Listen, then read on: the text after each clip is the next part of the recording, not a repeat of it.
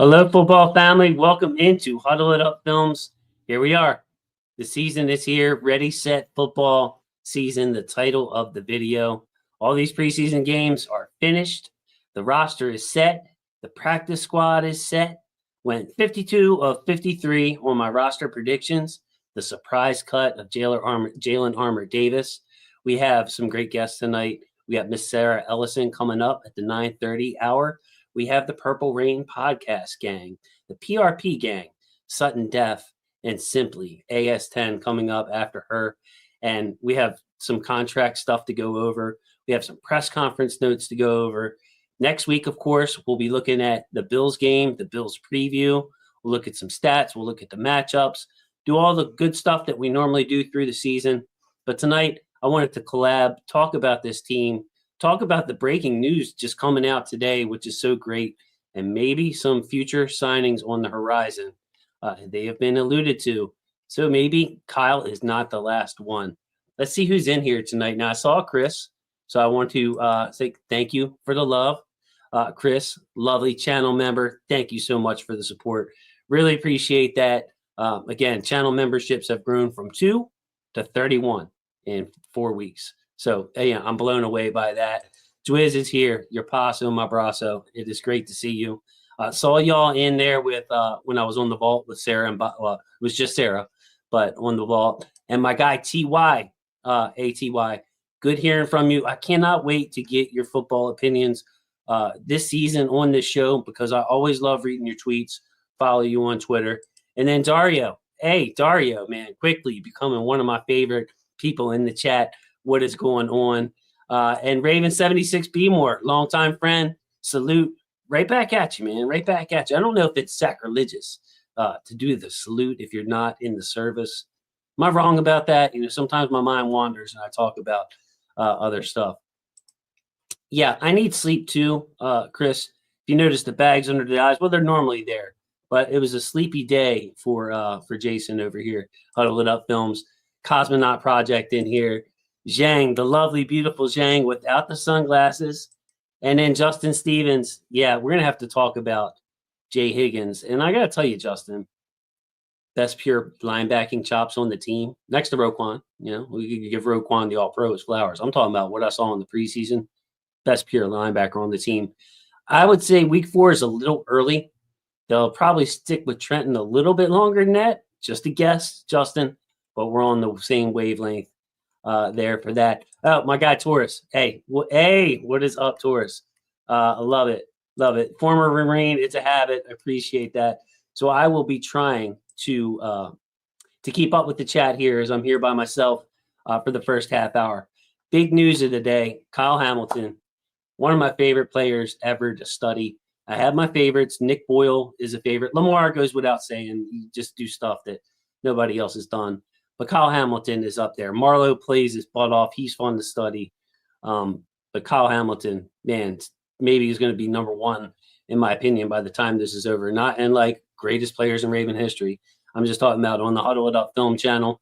His videos do as well as anybody and has nothing to do with me or my editing. It's because people want to see what this man does. Mr. Do-It-All with a $100 million contract, the $100 million man, 82 guaranteed. Let's look at some details. Albert Breer tweeted this out. I don't know if you guys have seen this.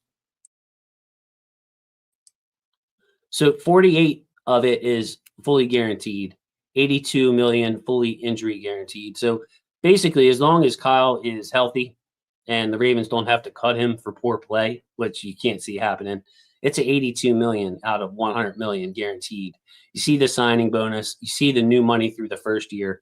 So Kyle will make $43.5 million this year, while his cap number, of course, will be well below that. But a well-earned contract. And there's some hidden value in this. This is the part that really got me, guys. This is from our guy, Nikhil.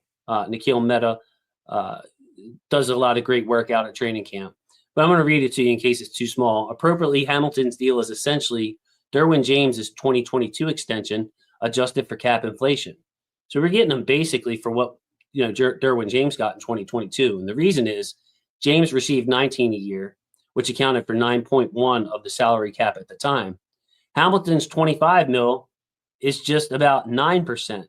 So when you consider what he's being paid towards the salary cap, Kyle's taken up about 9%. Derwin James was taking 9.1. So you adjust that thing for inflation. This is a great deal for the Ravens.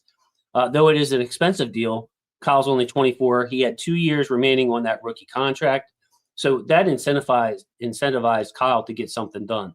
He would have had to play the next 2 years well below his value.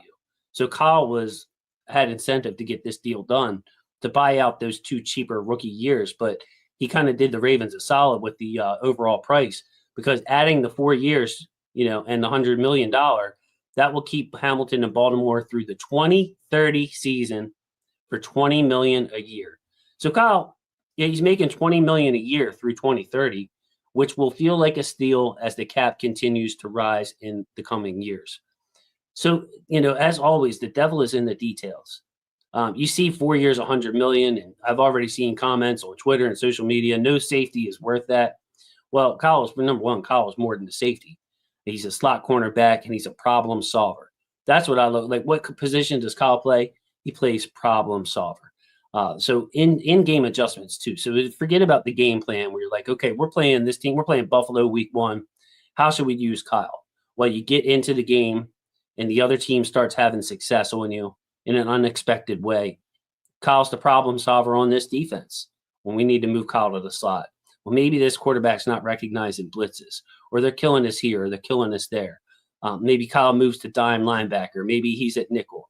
Maybe he's at strong safety. Last year we saw him play deep safety when we were undisciplined back there and Marcus Williams didn't look like he wanted to play football anymore.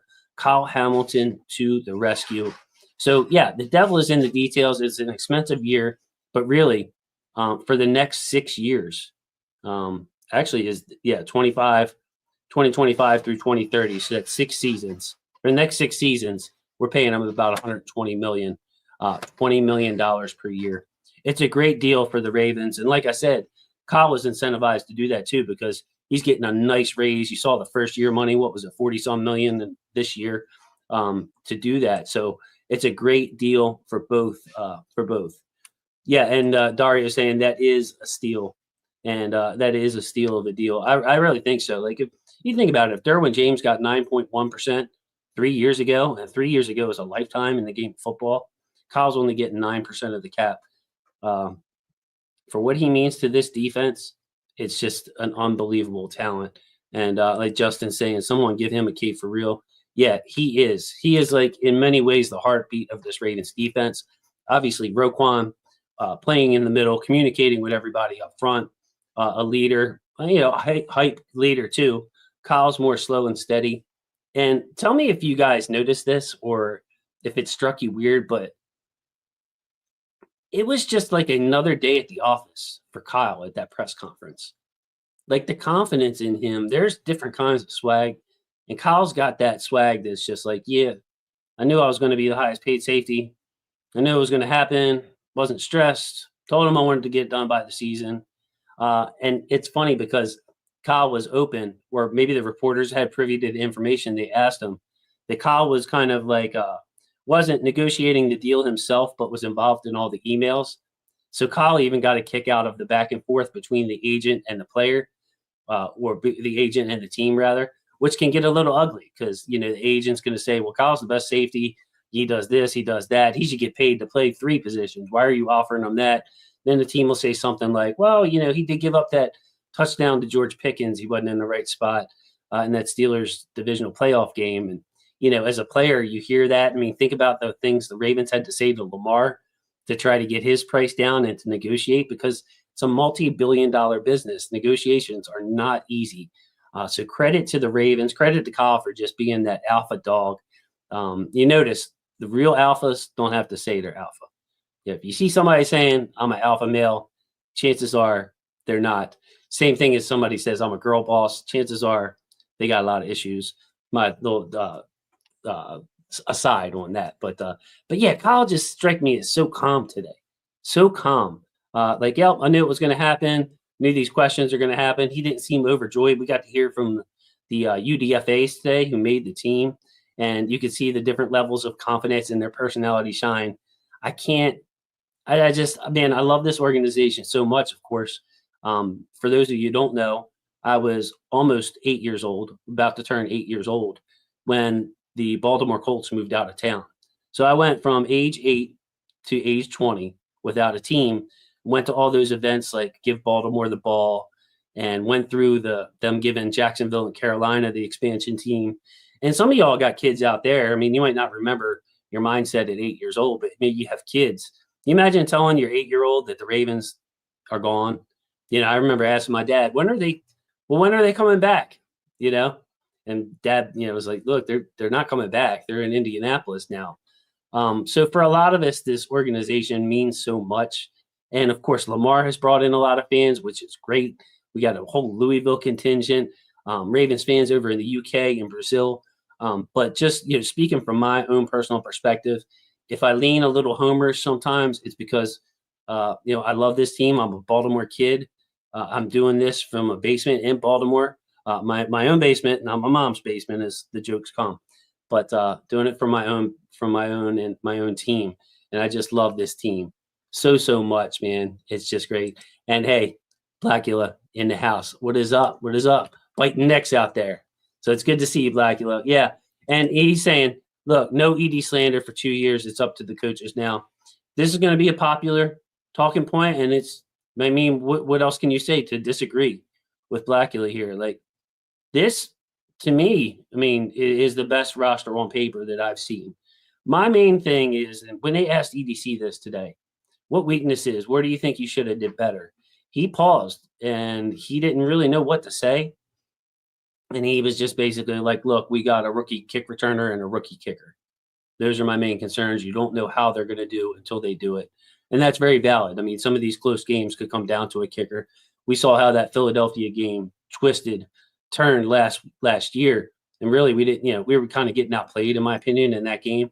But we didn't really have the true chance, down by 2 scores in the fourth quarter because of those missed kicks. Special teams has cost us over the last couple of years. It's kind of why I saw Ali making the team. But yeah, it's up to the coaches, and it's up to the players to play like they're capable of playing in the postseason. And that is not a shot at Lamar. That's across the board. Let's get Derrick Henry running like we see him running a regular season. Let's get that O-line blocking like they're supposed to block. Let's catch the ball. Let's not turn the ball over.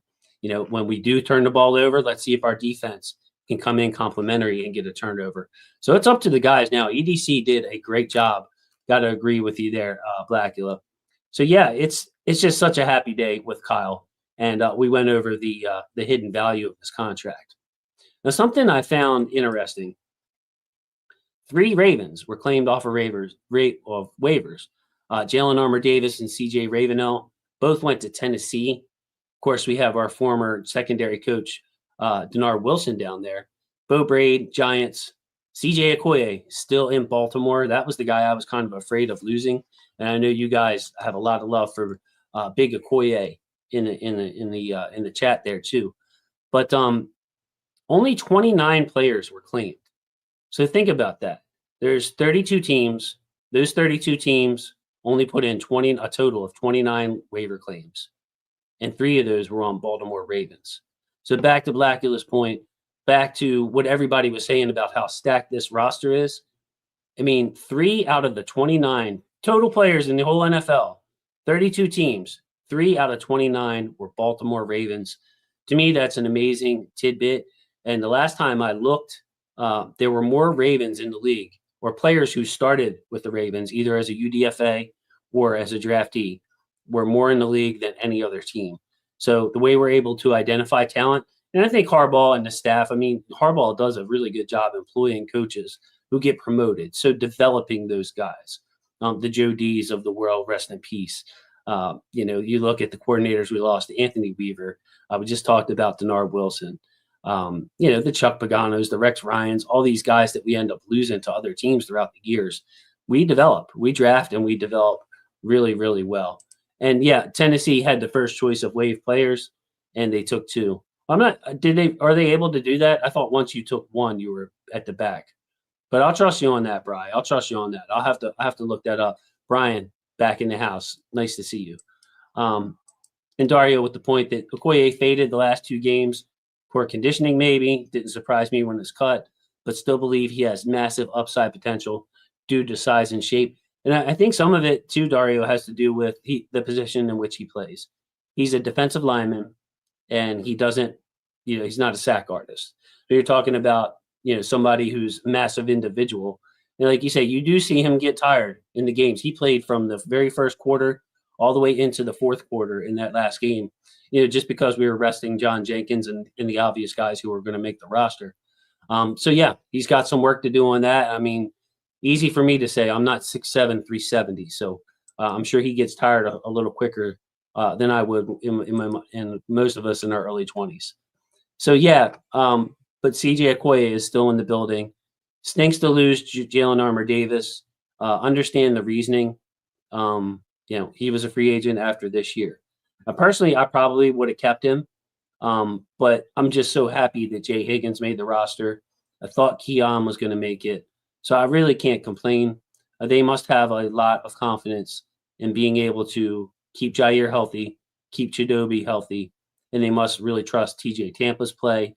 Of course, they can always move Marlowe back outside. So we have options. But it was still a little bit surprising that Jalen Armour-Davis is healthy, playing well, and now he finally gets cut. It's like to some fans, and even to me, it's just, I'm kind of with them. It's just kind of surprising. 6'1", prototypical Alabama corner with speed, coming off a really good preseason for Jalen Armour-Davis. That he is he's going to have a chance on that Tennessee team to develop probably and play at some point, because you all know how it goes with cornerbacks in the NFL and DBs. They got to cover. They got to jump up and contest catches and land awkwardly, on top of each other, top of the receiver. Then they got to come up and tackle big backs. So it's a very taxing position. They're running all over the field. They're covering miles on the field. They don't, cornerbacks don't substitute in and out as much as wide receivers. You see the wide receivers mix in with tight ends and, fullbacks and everything else. Usually your two outside corners are in there for most of the game. So, good luck to Jalen Armour-Davis down there in Tennessee with Denard, and hope you do well for yourself.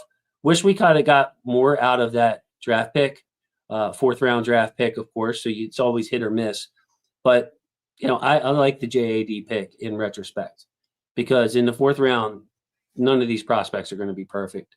They're all going to have reasons that they dropped for the fourth round. So you can either take an offensive lineman, or maybe a player who doesn't have that upside.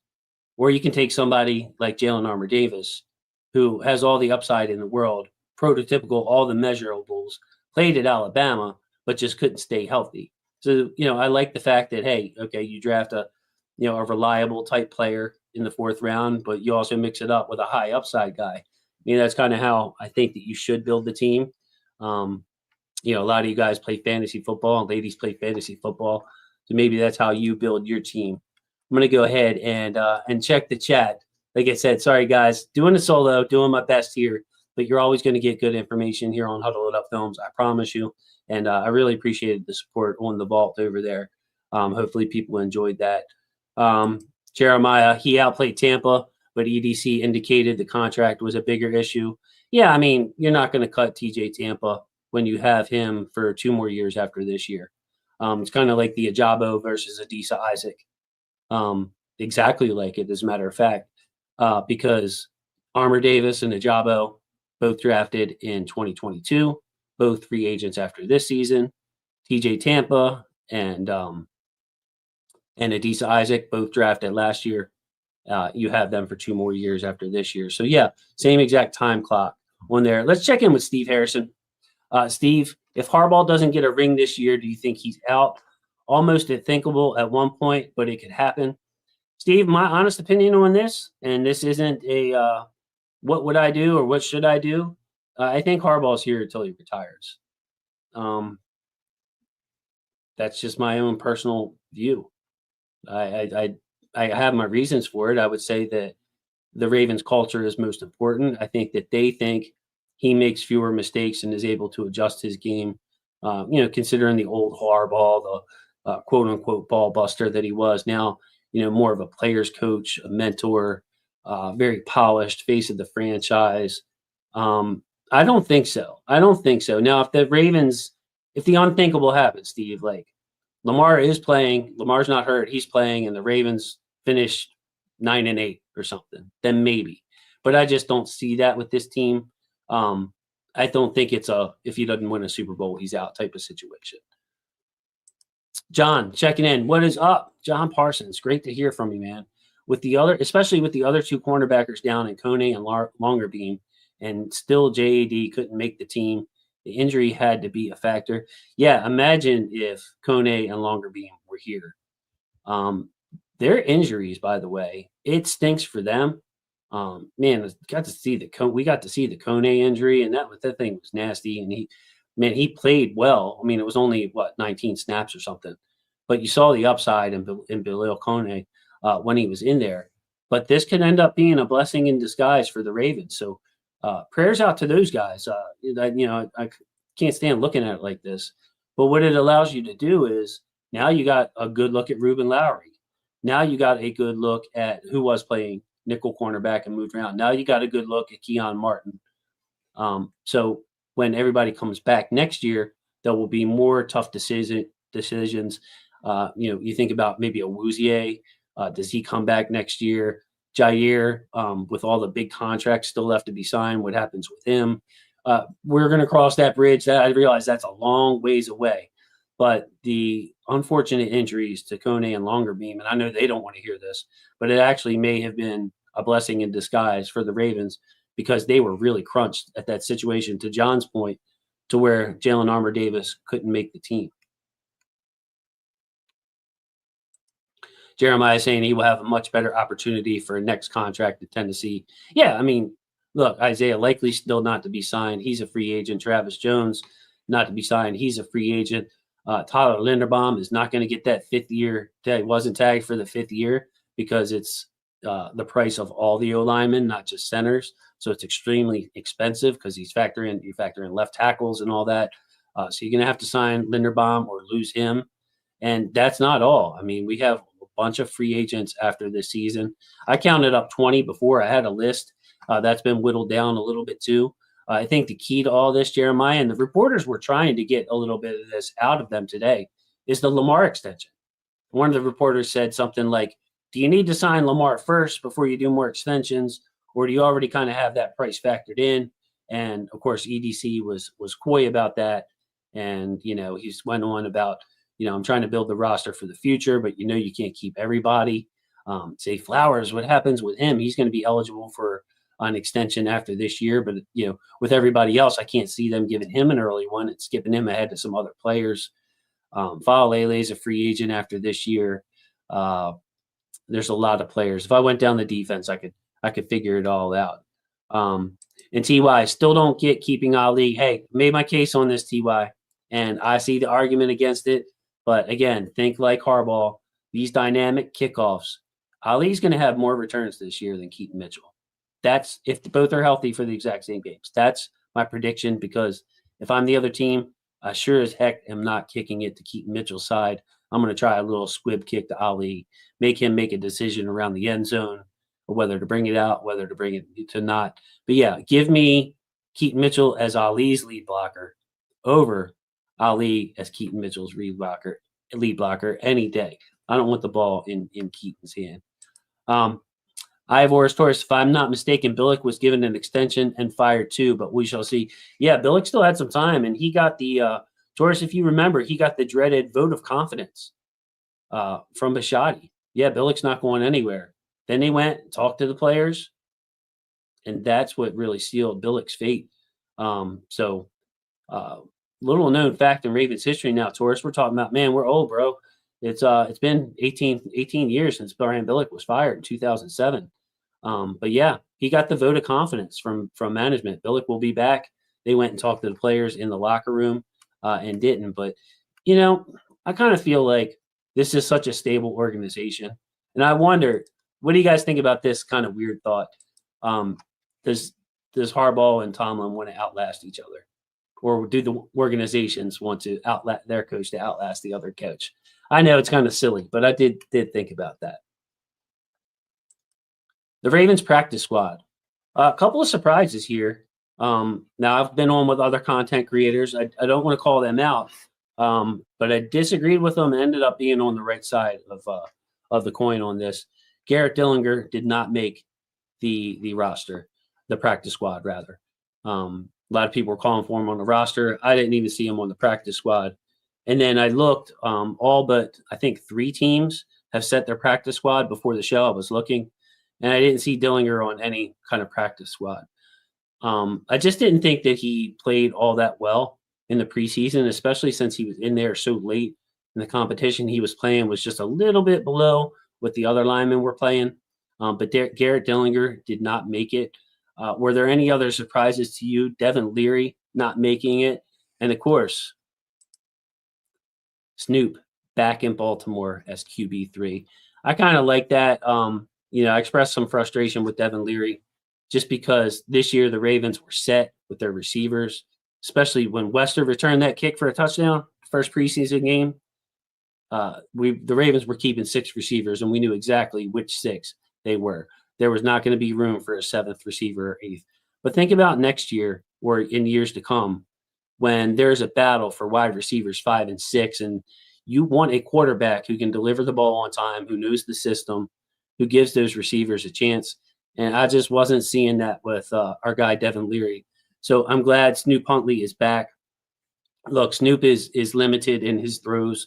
We can see it's kind of a lot like where Russell Wilson was with the Steelers when we played him last year. It's a lot of short stuff from Snoop, a lot of predetermined stuff, and then the occasional long ball with Snoop. The difference is Snoop gives you that extra factor of the scrambling. Like Snoop, we can keep the read option in and maybe even lean on it more with Snoop Huntley because obviously Lamar's an elite thrower. You want him throwing more. But if Lamar were to miss a couple of games and maybe Cooper Rush isn't here, just having Snoop back in the building makes me feel good. Again, hopefully we don't go there. We want the future first ballot Hall of Famers should have been 3-time MVP, 2-time MVP, Lamar Jackson taking all the snaps. But I kind of feel good having Huntley back just because I wasn't a big fan of what Leary was giving us. At fullback, Lucas Scott. This is a pretty cool story for those of you who don't know. Lucas Scott was a tackle at Army. So we were talking about the military earlier. If Lucas Scott didn't make the practice squad, he was going to go back to Army and do what he had to do in the United States Army. So Lucas Scott, credit to you. I thought that he played really, really well in the preseason. Of course, you're not keeping 2 fullbacks. He's not supplanting Ricard. Does Ricard not come back next year and they go with Lucas Scott? Or does Monken not need a fullback and is just doing this because Ricard is such a special talent?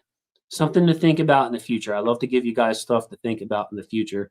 But from a human perspective, really happy for Scott because he gets to live out, continue his NFL dream. A converted tackle, a 290-pound tackle out of Army, turning into a fullback. Now, of course, the military schools, they run the ball a ton. So he's got plenty of run blocking experience, but it's got to be different executing those Ravens assignments, lining up in the backfield. And he allowed the Ravens to run their regular offense without Patrick Ricard, something impressive. The wide receivers, they went with the veterans, Anthony Miller, who was in on that last drive on Buffalo. Keith Kirkwood. I don't know. Keith Kirkwood just seems like a pro to me. It's just, he makes the plays. He makes the plays. He makes the plays.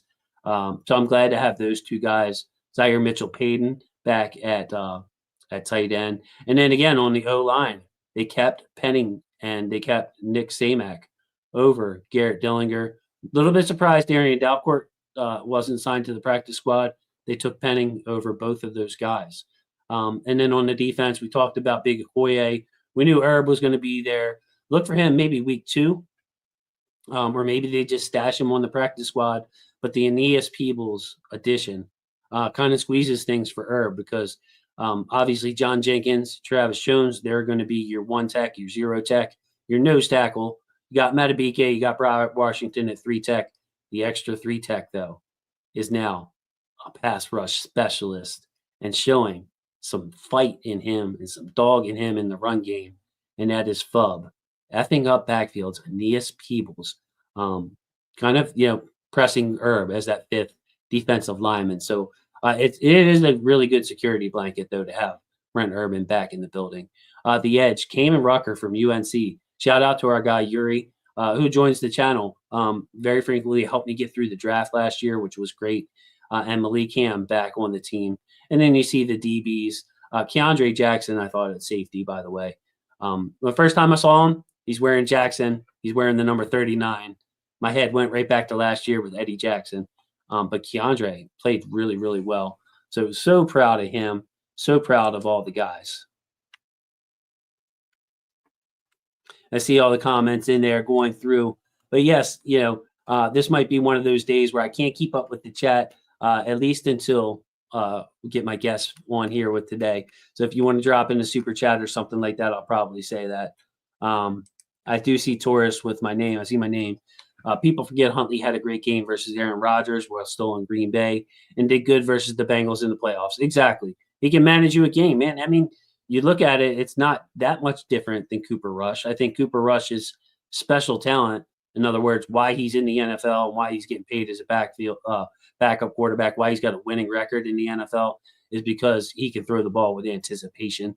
Huntley doesn't quite have that, but Huntley's superpower is when things aren't there, he can take off and get you those yards. So yeah, that's great news. Something else that came out with Eric DeCosta. Thank you, Mr. DeCosta, giving us more information on Emery Jones than we got from Coach Harbaugh. So that was great. He used the words "sometime soon," which you can only imagine means the practice field, because Emery Jones is not going to step out of not playing football all spring, all summer, and then just come out in 2 weeks and be ready to go. But if he starts practicing soon and they have that 4-week window in which to activate him, I expect him to be activated and to be that 10th O lineman. And we'll see how the Ravens' health holds up on the offensive line. But it's going to be great having Emery Jones back. And, EDC's comments today on Emery were just what we were saying during the draft time. As a matter of fact, I wonder if I can present my my draft scouting report on Emery. I forgot. Yeah, here it is. Those of you who followed me in the draft, you can see his prototypical size, really good length. He was my offensive tackle, number 9, and number 38 overall on my board. Now, I had him at 38 overall because I didn't know that he had that shoulder surgery. But EDC disclosed that he had the shoulder surgery after the combine, which knocked him down to the third round. Young, 21-year-old, but he was a 3-year starter. And he played 36 of those games at right tackle at LSU. So you come in and start as a freshman at LSU. That says something about your talent level. Offers a firm punch and veteran hand usage in pass pro. Love the way Emery Jones attacks with his hands. His body type suggests that he can offer positional flexibility. So yeah, when I saw it, I saw him as having a future at either right tackle, right guard, maybe even left guard. But he's got that kind of game that would translate in the body type that suggests that he could play guard. And his concerns, the knock I had on him, body control, handling the speed rush, which may be why he's better suited for guard. Not the quickest footed guy, extra passionate player, and a mauler. So yeah, this was the slide, and we were bringing up that slide on draft night, talking about Emery Jones in the third round. So have a special guest. You want to give me a thumbs up there in the waiting room? Are you ready? Okay, got a thumbs up. Now, one of my favorite people to talk football with, and not only does she have experience that none of us have, but what I tell you guys all the time in the chat and on the show is that you don't have to be the most trained, specialized scout to understand football. You don't have to have the schooling that this person has that I'm going to bring on, or I'm going to have to bring on. It's all about perspective, level-headedness, seeing the good, seeing the bad, and just learning as you go. When I talk about perspective, this person, to me, has the best perspective out of anybody I get to talk with. And I have her on a couple of times a year, at least once a year, because she's so kind. It's Miss Sarah Ellison from the Ravens Vault, man of the crowd, late for work creator, which is still going on however many years later. And when I first reached out to Sarah, I was a little nervous. I was a little nervous to ask her to come on. Not this time. but the first time. And she said, "Oh, you don't have to be nervous. Romy Rome giving you a shout out. I know that you're very familiar with Romy Rome's game. Thanks for joining us. Really appreciate that. So many familiar faces in the chat. So I thank you. Yeah. Hey, EDC gave us a little bit more information on Emery Jones today, Sarah. Yeah. Harbaugh did. So what do you think? The quote was sometime soon. What do you Sometime think that means? soon. Maybe he comes back to practice in a few weeks, or how do you take that? I don't know. Well, before I get to that, let me just say I'm always happy to talk football with you. I feel like when I talk with you, I'm always learning new stuff. So I like that you're scout minded. I like how deep you dive into everything, and so um, I should be the one who's intimidated by you. You know what I mean? So I I like should that have over the welcomed you years. to the show. I should have thanked you for coming on and stuff. I'm right on the football stuff. I'm sorry. No, it's all good. I'm just happy to be with you, and I appreciate you coming on the show on Monday. Hey, we were 52 out of 53, Jason, and we didn't get the Jalen Armour Davis and the Higgins, and people were not happy with us with the Higgins stuff, and so we were wrong, and I'm happy that we were wrong. Although I do Look, miss JAD. I feel like everybody got what they wanted, except for our 52 of 53. Right. But if we had to miss it, and for those of you who missed this, Sarah and I predict the Ravens roster every year over on her show. It's a great opportunity for me to get over there, get out, get to talk with Sarah. So I love it. But for the first time, and I think you guys have been on the air for 3 years. Okay. So I think year one, right? And then your 1 year anniversary is two. The year anniversary. You get what I'm saying? I think this Yes, was the we're going fourth into our time. 4th season. Yeah, yeah, yeah. Right. So this was the fourth Mhm. time. And for the first time, Sarah and I had the exact same 53. And we went 52 of 53. Our Yeah, only miss being Jalen Armour Davis not making it and Jay Higgins making it. But everybody loved Jay Higgins, including us, Sarah. So I feel like I'm yeah. going to miss JAD. I kind of on the decision, but everybody got what they wanted. Yeah, and Eric DeCosta made a great point about Jalen Arbor Davis versus Keon Martin. Is he was like, he's like JAD was on the last year of his rookie contract, and so it's like even if they're even, but I do think Keon like outplayed him. Even though I think it was Jalen Arbor Davis's like best training camp ever. So, but I still think that Keon had more splash plays. And then Eric DeCosta is like, well, one person has 1 year left on his contract. I'm paying people like Kyle Hamilton the most money in the league. I'm trying to re-sign Lamar Jackson. I'm going to make him the most highest paid quarterback. And so it's like, I'm going to go with the guy who I can get for cheap for 4 more years, maybe 5 over the one, that is on his last year of a rookie contract. So I totally see it. And in retrospect, it's like, why didn't we see it earlier? But I don't think I couldn't see most people picking Jalen Armour Davis being cut. So hopefully we weren't the only ones to not see it. But I've derailed us from your Emery Jones question. I'm so sorry. No, it's okay. That's what tonight is all about, Sarah. I laid that out at the beginning. Yeah. Usually on these shows, it's a big game coming up this week, and I'll have my little spreadsheet up of the individual matchups, and we're going into it. The Zay Flowers Bateman versus Christian Benford this week is going to be really fun. The Derrick Henry versus the Matt Milano. It's going to be really fun. Some good, offensive defensive line talk. But tonight, there's no game, and I'm like, it's going to be kind of a boring night. I should invite Sarah on. The Purple Rain gang got seems like a little net or something behind me. There you go. He just joined the show, but and then we get the big Kyle Hamilton news. So for the first 20 minutes, man, I was waxing philosophical about my guy Kyle Hamilton. Do you remember when I came on the one time and did the Kyle film study with you? You were helping me play by play with that. I don't know if Um, you remember I, that. I don't I know if made I a remember it. special. I do I made remember a breaking down some film for me with you, but I didn't remember that it was Kyle Hamilton. Yeah, it was the $100 million man. So, Sarah, my perspective on this is Kyle was motivated to do a deal because he was getting paid. We were going to tag him for sure at the safety franchise tag if there was a big hardball negotiation going on. Mhm. So Kyle's getting a nice buyout, but we brought this up, Sarah, and I bet you people are tuning in for you. But he's basically getting paid $20 million a year through 2030.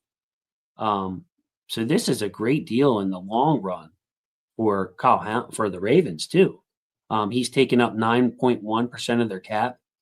9% of the cap. Derwin James in 2022 took up 9.1% of the cap. So Kyle is like, when you adjust it for inflation and you consider that what he's signing for, it's going to average $20 million over 6 years.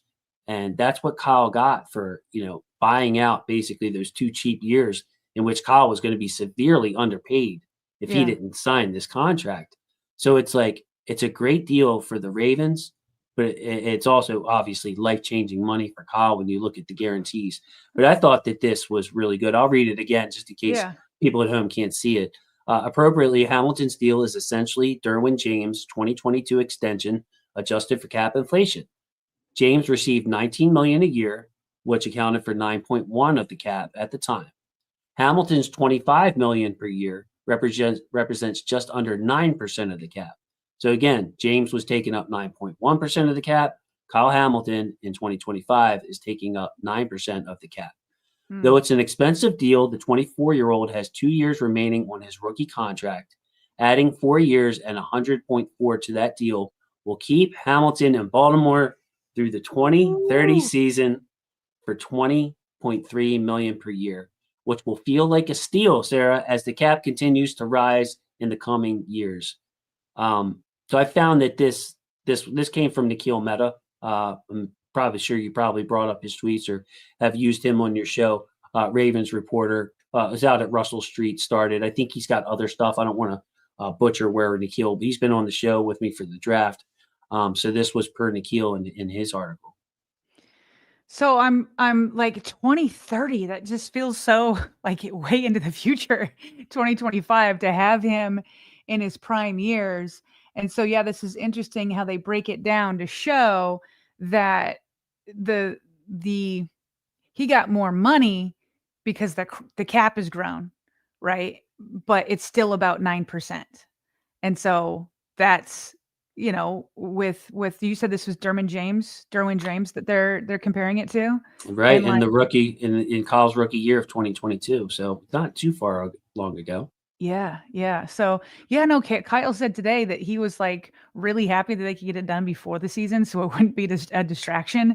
And, this type of money kind of, makes it helpful to go ahead and make a deal.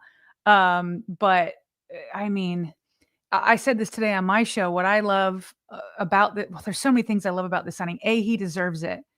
B, he's just so even kill. He can he never gets too high. He never gets too low. He just seems like, he has seemed like a veteran for years now. And that makes sense because he's already a 2-time All-Pro while he's been on his rookie contract. But what I like about it and how Eric DeCosta has assembled the defense is you have a legit veteran with an understudy, an up and coming understudy right next to him. So you've got Nnamdi Madubuike with Travis Jones right there. And you've got Odafe Owe and Kyle Van Noy with hopefully Mike Green coming up. And Tavius Robinson is there too. You've got in the middle of the defense, Roquan Smith and Trenton Simpson. But who knows? We were so wrong on Higgins. Maybe Higgins is going to start threatening for that position too, right? But you've got Roquan and some up and comers. Out on the corner, you still got Marlon Humphrey. You've added Jair Alexander. You've got an up and comer in Nate Wiggins. And then finally at the safety position, you've got Kyle Hamilton, who is legit at being, and I liked what Eric DeCosta said. He's like, that's an important distinction to be the highest paid at your position. That's very important. Let's not let it get lost. But now he's the veteran. He's the guy. And you've got a first rounder in Malachi Starks, hopefully as an up and comer too. So you just look around at this defense and Eric DeCosta has it so balanced. We're paying the guys that he drafted have become stars, hopefully getting deals on these younger guys that are still on their rookie contracts. And you really hope that we see a version of this defense that's closer to the end of 2024 than the beginning of 2024. And I think it's probably going to even be better than the end of 2024, especially with the emphasis on the turnovers. And Kyle's versatility is and Malachi Stark's versatility is so key to letting that kind of all unfold because they have all the pieces. Now they just got to put together and add on top the turnovers to get the ball back in Lamar Jackson's hands. I think that this defense surely has a higher ceiling than the one last year. And I didn't think about that, but you're talking about every level. Mm, On the front, we got Matabike, well paid for a reason. Roquan, Marlowe, corner, Kyle. Those are 4 big contracts for whatever age or whatever stage in their career, like Marlowe's 3rd contract. Those are big contracts. And you look on the offensive side, Roddy Stanley, Derrick mhm, Henry, Lamar Jackson.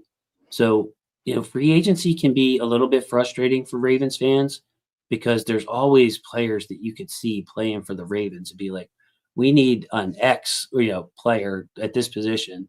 And so is out there. And I've seen him play and he's been on my fantasy team and would be a great fit. But we're often not that team.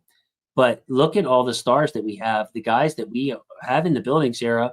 And I mean, you've been in that building. You get to interview them. They know them. You get to eat lunch with them. You know how they operate. You know how they tick. You know that they are Ravens to the core, how they work, the workout, and all that other stuff.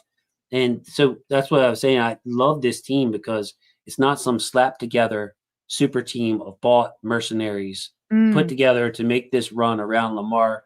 They've all had that heartbreak from last year, many of them from the year before. Some of them have been like for Ronnie and Marlon, the whole Lamar era, this build up, just like when you were there from '08 to 2012. It was just like every year, just closer, closer, closer. Everybody doubted us. Everybody talking all that smack about Flacco. Remember, like, well, the other team's got Mhm. Brady and Manning or Josh Allen and Mahomes. We can't beat them, and Mm. the Ravens did it. So I love the intangible aspect of this team that is just like they've been through the wars together and it really means something to them. And I think that the rookies that come in will quickly get adjusted to that mentality. It's just awesome to see. Well, there's 2 things you said that I wanna touch on. I'll say them out loud so I don't forget what the second one is, but one was you talking about this isn't a bought and paid for, like, mercenary roster, and the second thing was, the obstacles that the 2012 Super Bowl team had to overcome. So let me start with the roster here. Um, uh, you're absolutely right. Like, it's sometimes not fun to watch the Jets um, or the Raiders or Cleveland Browns who are just spending so much money on the opening day of free agency. And, like, every once in a while, the Ravens will dabble, right? Like, with Derrick Henry and whatnot. But for the most part, they want to build, like, 90 to 95% of their own team through the draft. And they've done that. And so not only is this not a bought and paid for mercenary roster where you're not quite sure that guys are gonna fit, right? Even the Steelers this year became that team. That's one of the reasons why I have low, um, I feel like a low threat level from the Steelers because the Steelers used to do business the way that the Ravens do.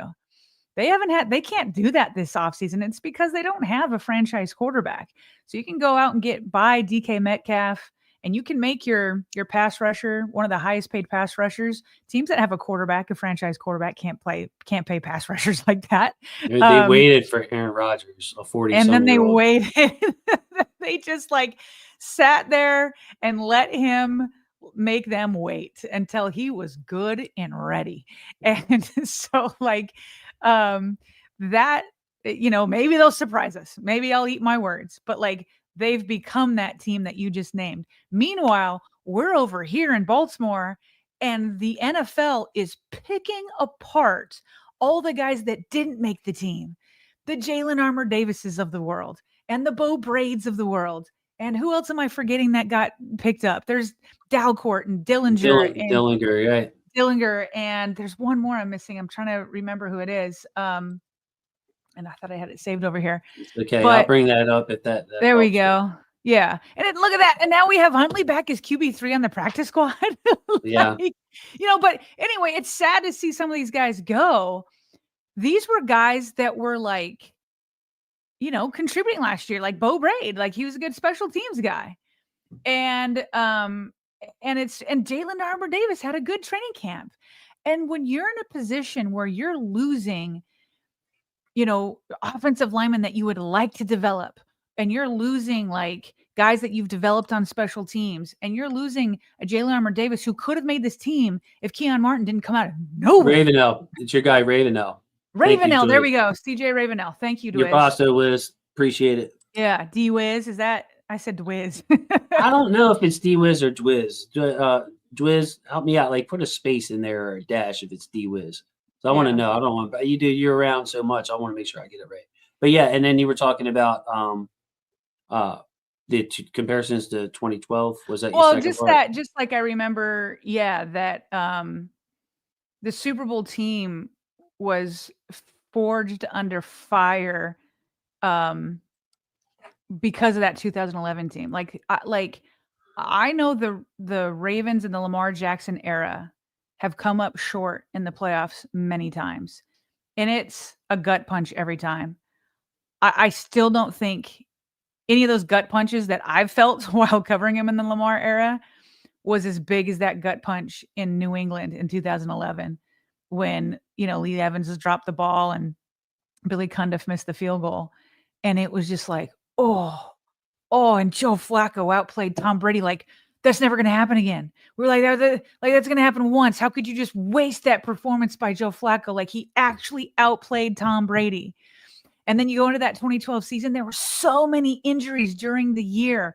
Ray Lewis was injured. Terrell Suggs was injured. I remember they lost 3 in a row at one point. And even I was like, oh my gosh, like what a golden opportunity we lost. What a golden opportunity we lost. 2011, it was it. They're not going to have a better chance. It had to feel like it was over. That run was over. It definitely did. Because those 3 losses in a row were like towards the end of the season. Yeah, and if not for the 4th and 29, we don't make it, right? I get that right? We don't convert a 4th and 29 with a check down to a running back. Right. We're not even in the playoffs. But yeah. None of it. But most of the team had returned except for Lee Evans and Billy Cundiff. That's when Justin Tucker came in. And so it was like this team had all been through that together. And they just and remember Ray Lewis gave like probably his most famous post-game locker room speech when they went in there, and directly after he's like, don't you dare hang your head. Don't you dare hang your head. Like 31 other teams are feeling this, or most teams. He was like, another team's going to feel like it next week or in 2 weeks in the Super Bowl. And it was like, this just makes us more hungry. You know what I mean? And that's how like they came together and dealt with that. And so like when this Ravens team, because they all went through that last year, they've been through it a few times. They just need to come together and like use that history and like let it light a fire and just make them like not flinch in the face of adversity. Like, oh, you think you got us? Well, like again, the 2012, we lose 3 games in a row. We lose Ray Lewis. We lose Terrell Suggs for a minute, and they all come back kind of last minute. It's just crazy. And so I probably because of that season that I feel like I'm better equipped to handle the early exits, because I'm hoping that it will forge the next year's roster. And this roster is so similar to last year, except like they just added more, you know what I mean? Added more greatness. So they're totally capable of it. They're totally capable of it. It just is a matter of like playing your best and the biggest moments, and you've got the rest completely handled because you're the most talented team in the AFC. Sarah, so much happened. Cam Cameron was also fired. Jim Caldwell. Oh, that's right. Jim as our guy Torres. I mean, you were there working. You got the ring. Torres shouldn't be coming in. Also see my guy Dio to the C in here, Don C. And thanks for coming over on Sarah's show, Don C. That was really cool. Yeah. But yeah, Dario saying just stay healthy and we got it. I feel that. I think like when we come, we're doing big picture stuff, which is great. Like I didn't have anything particularly planned. Well, I have plenty of stuff we could talk about and banners for it, but like I think they just got to relax and be themselves, Sarah. Like Lamar admitted, and this was something I was saying on this show for years, that I felt like Lamar was pressing too much. I remember this one, the early interceptions in the game. And some of them you could blame on Lamar, some of them you can blame on the receivers, but it's just like, just don't throw it, bro. Like we're good. We're better than this Tennessee team. We're okay. Like we'll punt. So you felt like he pressed in those early years. You weren't talking about the Bills game? I think and I'm throwing out 2018. Everybody counts that. Yeah. Dude, he was playing like there were like 9 plays in the playbook. I saw the same 9 plays because they had to switch the offense in the middle of the season. Yeah, pretty much towards the end of the season. But like, 2019 definitely press. I remember an early interception with Miles Boykin. 2020 got the first playoff win, and then the snap issues. Oh goodness.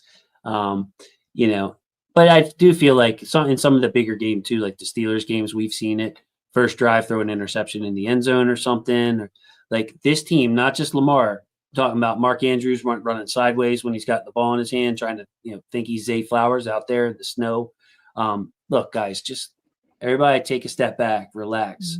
Let's play Mhm. some Ravens football. If we got a Mhm. punt, if we're behind 3-0 or 7-0, it is no thing. We got one of the better comeback quarterbacks in the league making it happen. So, yeah, I just want us to relax when it comes postseason time. That's going to be my message, I think, to on the channel and to fans. Just be you. Just be you, Sarah.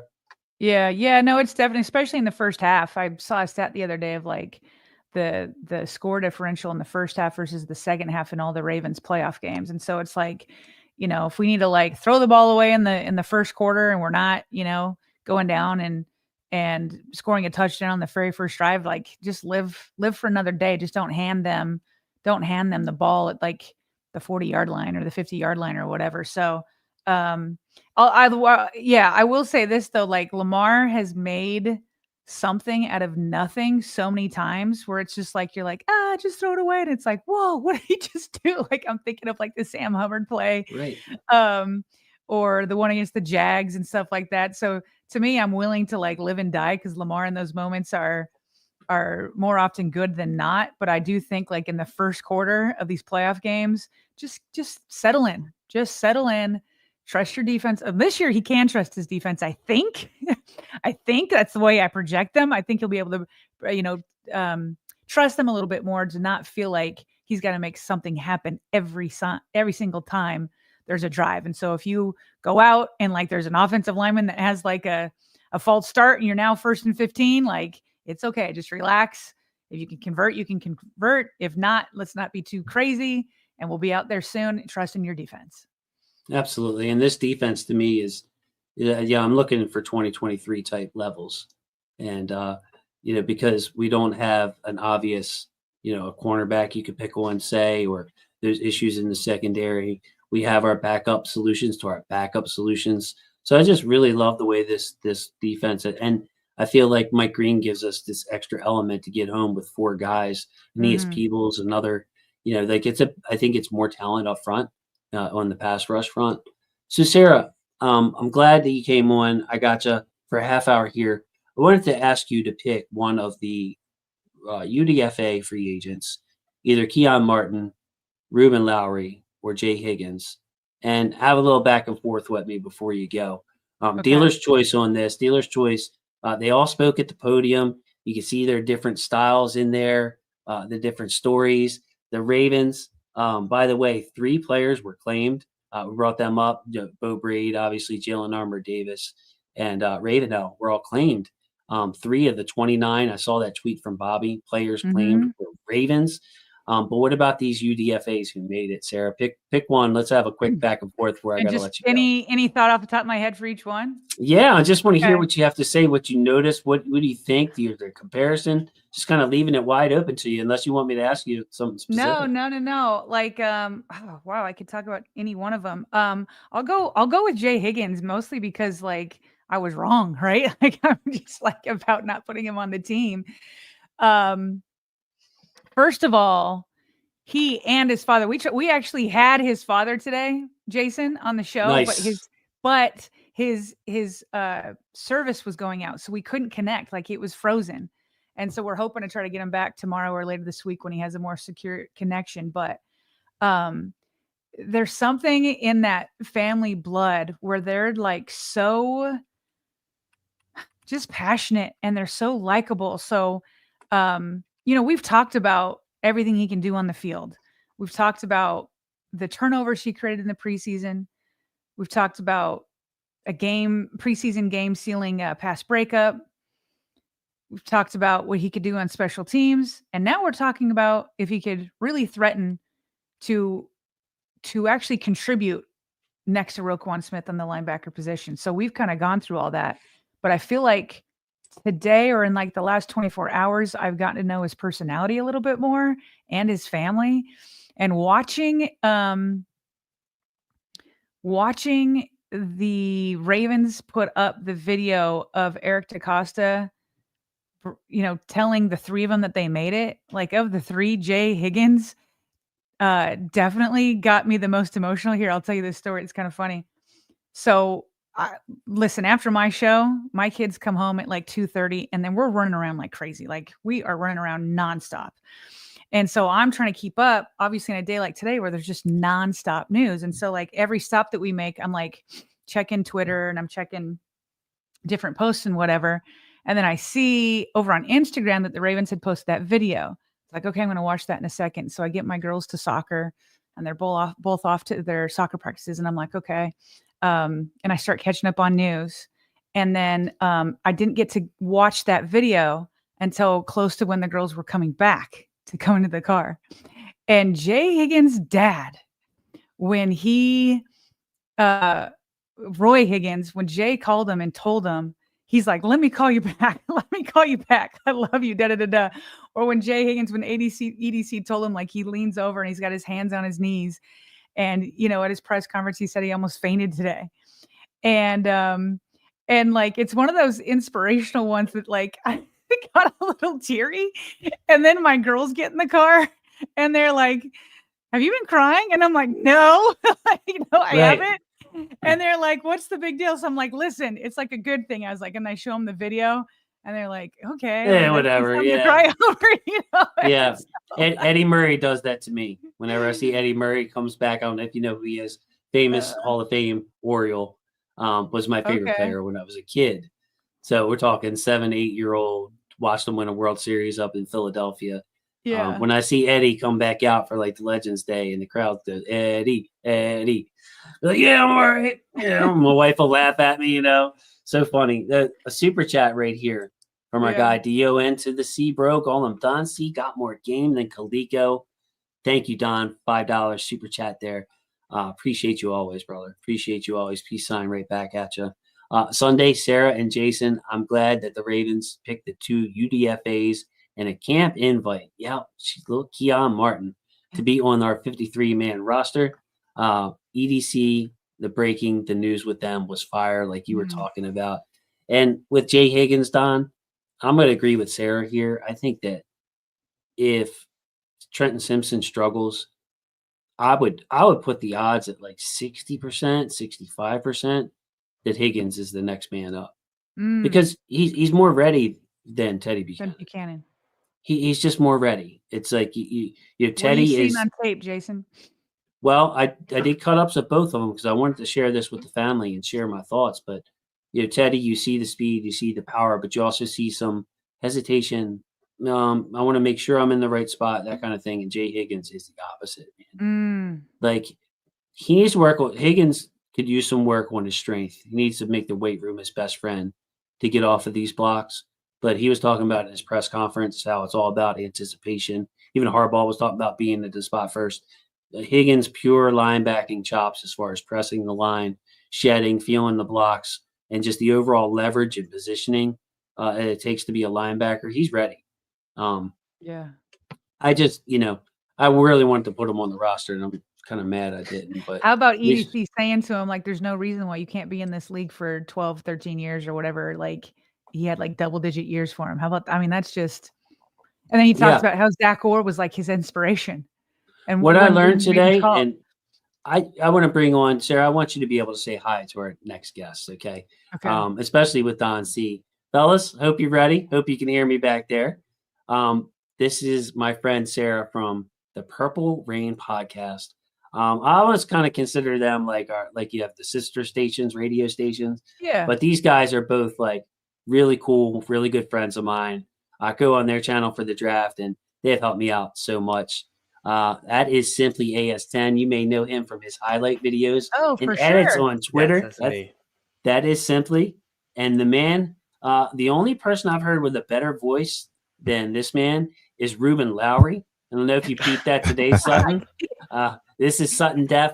Sutton, Simply, say hi to Sarah because I got to get Sarah out of here. She's a busy woman, a hardworking woman. Yeah. What's up, guys? Nice meeting you. Nice meeting you. You do have a great voice. That is like very radio friendly. Very good.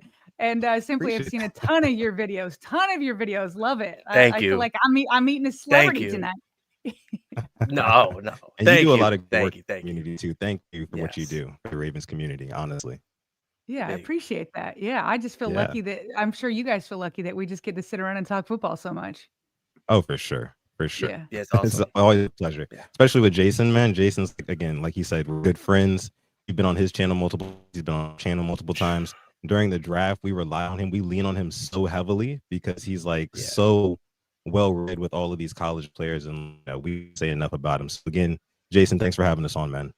Man, love you guys so Thank much, and we'll get to catch up. But yeah, I wanted to give you a chance to meet Sarah, and especially, you know, like I said, Sarah, these guys ride with me from the beginning, non-judgmental, bring me on, and they'll help me out. You know, if I got an empty show or you know, regular guests can't make it, these dudes will make time out of their schedule for me, and that is you know, that's what it's all about, man. So Listen, that's great to have. Like, I think we all know in the content world, you know, you always have to have new content. It's always got to be new content. And so to have somebody to rely on and create content with you, some days it's easy, like today. Some days like today, like you can't get it all in, but then there are other days, say like in July, in the beginning of July or June, and you're like, all right, well, the show must go on. So it's nice to have, you know, you guys are like, sound like you're like Jason's security blanket, like a Mark Andrews or an Isaiah Likely. It's like these guys are your security Low blankets. key, might be. Or, yeah. yeah. They definitely are. They definitely are. So thank you guys, all you guys for coming on. But Sarah, good luck. You know, you got another show in like 14 hours or less. Yeah. So there you go. Jason, I just got to say one thing. You asked me a question when I first came on, and then we went down a rabbit hole. I just wanted to say, I thought for sure Emery Jones was headed for a red shirt rookie season. I was convinced of that.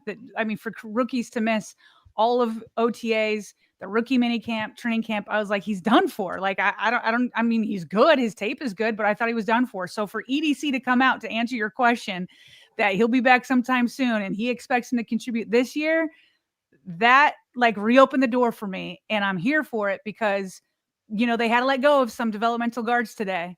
And it's nice to know that Eric DaCosta still sees something this year. So the door's back open. You know what, Sarah? I didn't even think of that. But when Dillinger and Dalcourt both didn't come back, I should have saw that as a good sign for Emery Jones. Right. I didn't even cross my mind, really. But yeah, that's great stuff. And Sarah, if you'd like me to come on and do film studies during the year, ultimate respect for Coach Evans, Coach DC, Cole Jackson. But I'd be more than happy to put something together for you during the regular season and coming over there. You got my DM. You got my email. You can have my number. It's cool. It's all good. But Sarah Ellison, ladies and gentlemen, my favorite. Love you so much. Take care of the girls in there. And Jabari Cruz Ellis with a super chat, just saying hi, Sarah from the Vault. Tell Bobby not to work too hard this season. Yeah, right. Bobby's like the hardest working person, seriously, I've ever seen. Oh yeah. He gets trolled a lot on our channel because they call him sickly because he gets sick a couple times every season. And it's like, it's why people think I'm like, I keep trying to tell him not to drink like the energy drinks or whatever because he wants to go so hard. And I'm like, but you got to like, this is like a marathon. This is not a sprint. So I keep trying to encourage him not to drink the energy drinks just because he crashes later. He's a one-speed dude. Hard. He's a one-speed guy. Well, and most of us are, right? It's either go ahead. Yeah, I mean, it's either that or he's eating at some of the same food spots Lamar Jackson likes to eat at during the season. Oh, you know, that's why he's getting pizza. sick every now and then. Oxtail pizza. Yeah, the oxtail pizza. Exactly. We talk about it all the time on our channel. You got to stop with that. Yes. Yeah, you know, when Bobby's like, "Yeah, I'm in, you know, whatever part of the country. What are you doing there? Oh, it's a conference for this business and doing that." I'm like, man, this dude is serious. Like, I don't even want to buy a new camera to invest, and he's taking trips around the country doing stuff, man. The man's a monster. He's got a lot of my respect. He's got a lot going on. Yeah, he's a great business partner. I definitely feel like I struck gold for sure. Sarah, I'll see you at the latest through draft time, but I hope to catch up before this playoff run at least, maybe a bye week or something. Anytime you'd like to come on, man, red carpet for you. Thanks for everything that you do. Yeah, no, we are. Bobby and I have talked about doing a Tuesday film study day, and we talked about the different local film study breakdown people. You named a few of them with Coach Evans and Cole and all 22 and you. So we were talking about we need to reach out to all four of them and see who's interested to kind of do a rotation for like a film breakdown on Tuesday. So we'll definitely be in touch. Yeah, you know you can count on me anytime. I want to give those guys their opportunity to shine too, but I'm there, and I'll definitely do it up. Appreciate it, So, Jason. all right, Sarah, have a good night. Take care All right. take Nice care of the meeting fam. everybody. Have a good one. Nice meeting you. All right, Sarah, see you. Sarah Ellison, ladies and gentlemen. And hey, man, Jabari, sorry it's a exciting time in here. But what's up to you, man? Haven't seen you in a while. And to the chat, doing my best with the chat tonight, but this isn't like our normal show where we got the topic bars all over the place and everything. A lot of in and out. So I'm happy to see Sut. I'm happy to see Simply in his early bedtimes these days. I've been missing you guys. Yes. It's just so great to see you, man. It's just so great to see you. Hey, and what do we got here? God's like reaction. Help me out, Simply with the name. Godlike Creations, right? Godlike Creations. Yes. I love that Yes. name, bro. You Yeah, got I it. just wanted to make sure I got it right. What's up, good people? What's up, man? What's up? Nice look with the hat there and the old Raven insignia. So Yes. here's a good one for you. Simply kick us off. Thoughts on the throwback helmet with the the shield and the flying bee. I am a jersey connoisseur. I collect jerseys of every sport, and I absolutely love it. When it gets released eventually, I'll be the first one to buy it. Like, 100%. I already have the Wow. old hats, old jerseys, but and I'm not gonna get the knockoffs, full $180 version. Get me a number 8 jersey in the with the old Raven bird or the shield. I don't care.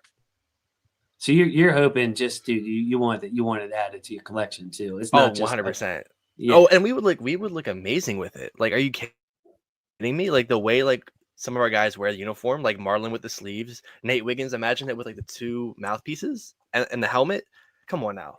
Like, just think about how nice that would look right now. Just thinking about it. Coming out like a nighttime game. Like it I'm getting goosebumps right now. We All need right, new so jerseys. sometimes Sutton, I gotta say, you get the alternate opinion here. So are you gonna be the guy that's not with the flying bee? I could see you being that guy. I'm not with the flying bee, Jason. I'm really not. And I'll tell you why. I feel like that style of kind of like design is more retro. It's more kind of like gladiator-ish. That's what it reminds me of, kind of like those gritty, hard games. We don't have the dogs for those uniforms. Just don't. Straight up, just like that. We don't have the Jeez. dogs for it in 2025. If it was a Ray Lewis, if it was, some of those guys from back in the day, some of those hard hitters, those heavy hitters, yeah, I'd say let's go ahead and let's get those back. But for me, again, kind of zooming out from that a little bit, I'm not the biggest fan of a lot of the retro logos. I like the more modernized look. I mean, I know I may get some crap for that because everybody likes the throwbacks, the historic stuff, and Alex really loves it. But I don't know. I'm more for like the modernized stuff. That's what I am. That's where I'm at. I love it. But you are all in on the all black unis, right? So I might have to For sure. remove you from for the sure. show. Yeah. Oh, for sure. Now, so we're wearing the All Blacks versus the Lions week 3 on Monday Night Football, and the Purple Rising on Thanksgiving against Cincinnati. Am I correct? Mm-hmm.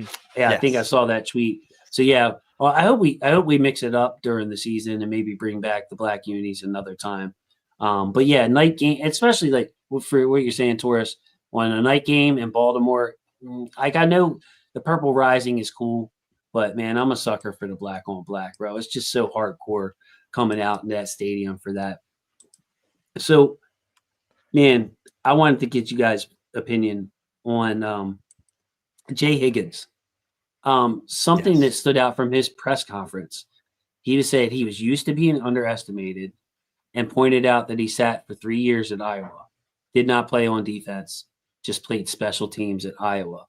We were talking about him earlier, just the pure linebacking chops. I didn't even mention in that assertion, Sutton. I'll come to you first on this one. How clean he looked in his drops and just understanding what's going on all around him.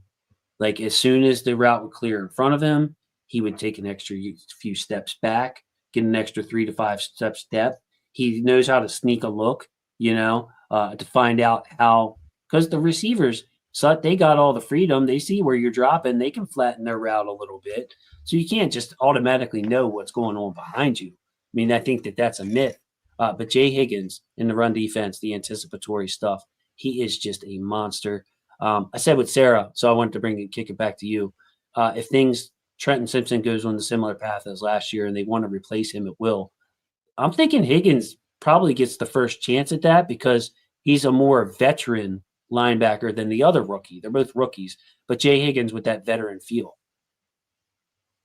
Yeah, I mean, the only reason I would disagree with the last part of what you said is because, I mean, they did spend higher draft capital on a Teddy Buchanan. So I think with that being said, he's more than likely going to get the nod to get some playing time if Trenton Simpson were to struggle, especially earlier in the season.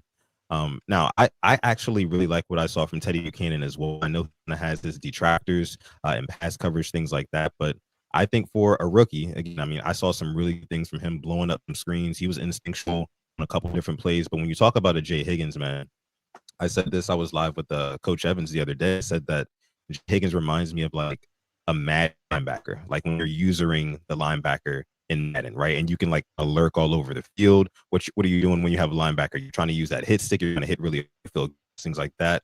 He does all of those things and all those things really, really well. And like you mentioned today at his press conference, he actually said as well that he talked about Roquan Smith and how he doesn't always kind of know what he's doing on the field, but like it just kind of comes to him, but he just knows exactly where to be. And like having those sort of instincts and Jay Higgins kind of understanding that at the young age that he's at, I think it speaks volume to, his work, knowledge of the game. And honestly, he's probably, the most linebacker. He's probably the linebacker I'm most excited for going into this season out of all of them, because if he gets his opportunity, I think he can definitely make waves on this defense.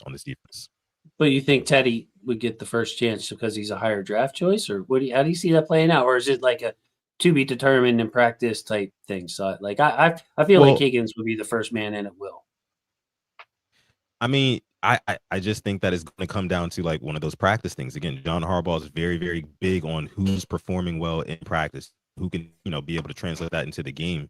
So if Teddy Buchanan is doing what he's supposed to do, which, we've watched his interviews before, we've listened to Coach about him, all good things. Same thing about Jay Higgins. So if both of those guys are kind of like on the same course, I think, again, they'll give the nod to the higher draft pick. Alex, I'm going to come to you next, but I wanted to give a shout out, someone I haven't seen for a while, my guy Percy, with the predictions, 3,900 yards, 37 touchdowns, 925. And he's got Derrick Henry going for 15 and Keaton going for 5, Justice 235. All right, Percy, those are realistic numbers.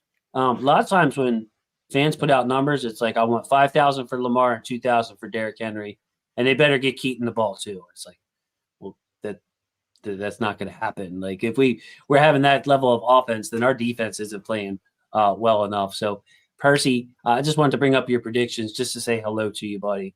It's great seeing you back in. Hope you check in with us throughout the season. Percy, when he brings his opinions in, they are strong. They are strong. And he also says Higgins is more prepared. I get you. So simply go on to you, buddy. I don't know. I'm putting like I said to Sarah, I'd say 65% chance that if Trenton comes out during the early downs, that Jay Higgins is up. Are you more with me? Where do you sit on this? Well, first off, I hope Simpson doesn't come out, number one, because I think his skill set and what he brings physically, complements Roquan so much. I think the speed complements him. Don't want to compare to Patrick Queen, but I think Trenton Simpson taking his next step benefits his defense a lot more than other younger guys making that big step. But I do think they'll lean more towards Buchanan for the reason just the draft picks. They use I think a 4th round on him, so they want to get him to get his time. But we have seen we've guys like Christian Welch and Chris Board came in last year for Trenton Simpson, so those guys were off the street. Didn't really matter at that point. Can you help us? And that's kind of where the whole practicing comes in. If you're making a difference in practice, you'll get the game time. But I do want to ask you this because I don't think we brought it up. We have a new inside linebackers coach, Tyler Santucci, I believe. I want to ask you, how much do you think like he's really helped develop these linebackers compared to years prior? Because, the linebackers coach we had last year, one and done. Before that, Zach Orr. And then before that was Rob Ryan. So we've had a high turnover rate in this department of coaches. Can't be good for a young linebacker, get a new coach every single year. That's a great point. And how rare is it for the Ravens to just one and done a position coach? Yeah. Like they pride themselves on developing their coaches, turning them into the defensive coordinators, on the defensive side, or they get jobs like Anthony Weaver or Denard Wilson, upgrade somewhere else. So, that is true. It's been, especially the Rob Ryan thing was just not a good look. Hey, man. And I from forgetting the coach last year, I can picture him giving the speech pregame. But yeah, for him to be out one and done, I'm guessing that Coach Santucci is just going to have to be an upgrade by default because the Ravens don't give up on you after 1 year unless they're not happy with the job you're doing as a coach. Yeah, and he had spoke, I think at the press conference last week. I was listening to some of what he said. It sounds like, then again, I can't say that with all confidence. I can't say with all confidence that he's ready to coach at this level because if I'm not mistaken, he was a college coach for the past couple of years, right? Yeah, I think this is his debut in the NFL, so Yep. that's what I heard. Yeah, exactly. Georgia And like, so that, yeah, exactly. Thank you. It was just me, but like, I think that's what kind of gives me a little bit of pause when I'm thinking about a guy like Tyler Santucci. Like, can he kind of come in and really, because linebacker is one of those position groups on the Ravens that probably need a little bit more help because it has less perceived talent, right? Of course, we know Roquan is going to be what Roquan is, but in terms of all the other young guys, you need a guy in there who's going to be able to develop a Trenton Simpson, Teddy Buchanan, Jay Higgins, all of those guys. So I guess it's just one of those things we're going to have to wait and see, but I don't have the most confidence in it as of right now. I'll just say that I don't. So I want to move on to the other UDFA the only one we haven't talked about. I got to talk a little bit about Keon Martin with Sarah, but Ruben Lowry, what stuck out to me, other than his voice sounds as good as Sutton's, is that he's got this like CEO mindset. Like when I hear him speak, the way he frames things, the way he thinks, the way he processes information, the way he's able to communicate, he just seems like like wherever he would work, he would be a boss. And mechanical engineering, a program sponsored by NASA, he was in at University of Tennessee, Chattanooga. So he's a smart guy, but that doesn't always translate to the field. Like Ryan Fitzpatrick went to Harvard and threw a bunch of interceptions. So Ruben Lowry, smart on the field, smart off the field, but like I don't know. I saw a comment in there, maybe it was from Jeremiah, saying that he thinks Ruben Lowry is going to get the playing time right away out of all the UDFAs, and I could see that too because what I'm thinking simply is that Ruben Lowry might be Starks's direct backup. So in other words, if something happens to Starks, you don't want to take Kyle out of his Mr. Everything. We paid you $100 million to do everything role. We don't want Kyle babysitting the back end. Maybe Lowry is that guy that they trust at free safety. So Kyle can keep being Kyle. And simply to me, that would be insane to it's hard enough to get that job as a rookie. We're already relying on a rookie at free safety, but to trust a UDFA in that role. But when I hear Lowry talk, I'm like, you know what? I can kind of see it because this guy played in the post, played strong safety, played a little bit in the slot, said he did it at college too. I didn't get the Chattanooga tape. You know what I mean? Like it's hard to find that stuff for me to tell you. But I can see it, bro. I can see it. So yeah, I threw a lot of thoughts back out at you, Ruben Lowry. Free safety though, could he be Malachi's direct backup? I think so. I don't think Kane would be the direct backup for Starks at all. And obviously Ardarius is out until, I'm not even going to put a time frame, December maybe, just to play it safe, which I'm not mad at it. But being a UDFA, getting thrown into this Ravens defense with this much talent is a huge ask. I'm not going to say he's not up for it, but he would definitely get targeted. So I hope that, worst case scenario, knock on wood, if that were to happen, we at least protect him a bit, throw Kyle back there with him for not the whole game, but, let him get some reps. But I just have a fear of them, him coming in and just targeting him instantly. It's a UDFA guy back there, like you said, Tennessee, Chattanooga, not the best competition. Now, let's say we're up against, it's week week 5, week 6, we have, I think, the Texans in town. You have Nico Collins at you. You have Higgins from Iowa State at you. Throw him at, and what are you going to do? So I don't want it to happen, but it's a real possibility he can get thrown in there. Would they have that kind of confidence, Sutton, or do they just move Kyle back to free safety and place Sanusi Kane, who they have a little bit better feel for if something happened to Starks for a few games in the regular season? Well, no, I think it's one of those things like we were talking about with the linebackers. If Ruben Lowry, shows up to practice, puts his head in the dirt, really works hard, and grabs it out. When that time comes, if it were to come, if Malachi Starks were to go down for whatever reason, yeah, I think that they inject Ruben Lowry into that. And here's why. I think that the biggest thing that the Ravens like about Ruben Lowry, and you kind of alluded to, is saying that he's a CEO. Yeah, he does everything. Right, he does everything. He came in. He was at first playing, corner and nickel for the Ravens, and then they move him around to safety. So it's just like they're kind of doing something in such a young player, this versatility and kind of like that chess piece ability, kind of like what they can do with a Kyle Hamilton. Right, they can move him around different points of the field.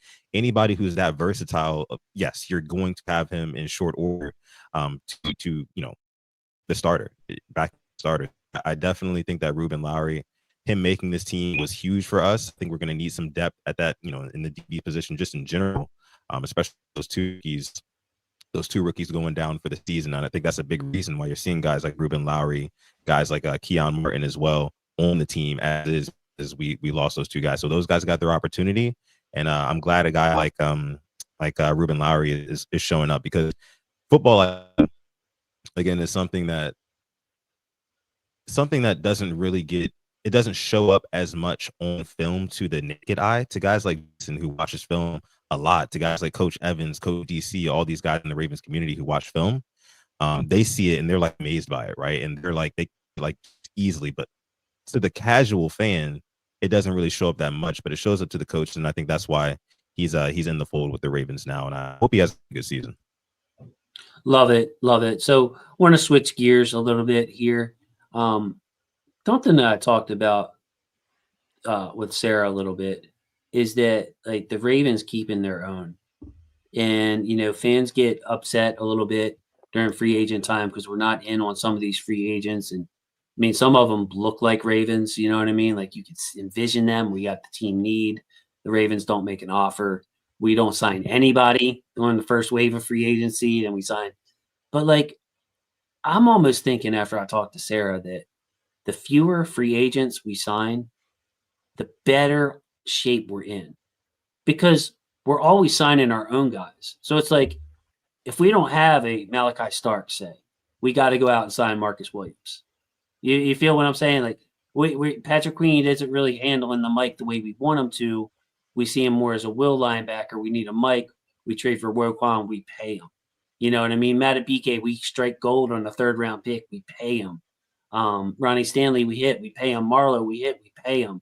So now we still got Travis Jones, monster. We should pay him. Likely hit on him. We should pay him. Oway is going to get paid, maybe not by us with Mike Green now, but like, I don't know. It's kind of this backwards way of thinking, simply that like, the less we're spending, because we're going to spend up to the cap. We always do. But the less we're spending on free agents, we're paying Lamar. Don't forget the engine that makes the whole thing go. But the less free agents, the fewer big name free agents money we spend, sign, the better shape the organization is in. And I have to agree. You have to look. There's a reason why the highest paying teams in free agency the past, I think, 5-6 years have not made the playoffs. It's for that reason. You can't just buy yourself a ring. Can't buy yourself a playoff appearance. You have to draft well, develop well, and I think look at the quality of guys that didn't make the team this year. I think, Bo Braid probably makes damn near every other roster in this league. Jalen Armour and Davis, same thing. But we had an excess of guys and had 3 UDFAs that, played better than we thought and made the team.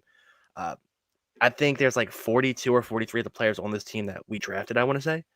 So Right. That's what, think about that. 9, 10, 11 guys that we acquired outside of this team. That's no, insane. it's crazy. Like, to do the quick math, 4 out of 5 is 80%. So you're talking over 80% of the team is homegrown. Wow. Yeah. Go ahead. Sorry. And we, like I said, I don't think we, the guys coming up for contracts soon. Zay, Isaiah Likely, Travis Jones, Owe, Marlon again. I mean, I think this is last year of his contract. Um, Linderbaum, another, like these are all quality players that we drafted that we might not be able to hang on to. So I'm grateful that, we don't go out there and splash the cash on some guys. The kid in me would love that, but just business wise, it's not the smartest thing to do. And it's seen that, Marcus Williams was good for about a year and a half, and that was a dud. So now you see why we draft guys like Malachi Starks. And hey, we'll get Ardarius Washington UDFA, a Ruben Lowry UDFA. Hell, we had Bo Braid last year UDFA. Because we can scout talent, stuff like that. That winning teams keep on winning because of that. So, the other argument that I want to add to what Simply said before I kick it to you is, you see how these guys are in the meeting room, the cafeteria, how they treating the janitor and the CEO. I think one of the UDFAs, I think it was might have been Lowry that said this. Ruben Lowry, with that CEO mindset, is like, they treat the janitor the same way as they treat this. They treat the first round pick the same way as they treat a UDFA as a rookie tryout player. Like, that kind of professionalism you get to know of a player if you draft them, develop them, see them every day for 4 years and how they interact. Whereas if you bring in a player, not everybody's going to be like Deontay Johnson or nothing, but you don't know, you know what I mean? There's a certain unknown. So just to back up what Simply and I was saying, signing your own guys and having them produce on them second contract, just not signing them for sentimental reasons like some organizations to sell tickets, is really a good sign for the Ravens, because they're not afraid to let guys go. We've seen it before. The Adalius Thomas crushed me when we let him go. Zadarius Smith, Judon, we're not afraid to let guys go, and here we are signing some really talented players. Yeah, and that's one thing that happens when you have a really well-run organization. They move off of guys right on time, and right on time tends to feel like it's early, and that's what it felt like with some of those different guys that you just mentioned. And I really do have a lot of respect for EDC and how he runs this organization, how he again, 80% homegrown players on the roster. That's impressive. That's impressive. And to be one of the best teams in the league, but it does give me concern, guys, especially with guys like Kyle Hamilton getting the bag that he just got. I understand that he's going to be making about $20 million per up until about 2030, which is, amazing. But there are a lot of other guys, like my guy Alex just said, who still are in line to get paid. You know what I mean? Linderbaum, Travis Jones, who, to be honest with you, those two names right there, I don't think we keep both. Travis Jones and Tyler Linderbaum. So I actually want to ask you guys, who do you guys think is more likely that the Ravens keep? And I was kind of mulling over this earlier, Tyler Linderbaum, because he kind of helps out our Jack and keeping him comfortable with his center, or a Travis Jones who plays that one tech and can kind of really bulldoze guys and do what he does, grade really high PFF. You look at him on screen, he jumps out at you. Who do you think that the Ravens would value more and sign to another deal? I think you're muted. Muted. Sorry, people are walking around upstairs. The floor was squeaking. Yeah, I think one of the boys is home. But I agree with Chris. I think Likely is getting paid before Travis, just because of Lamar's security blanket.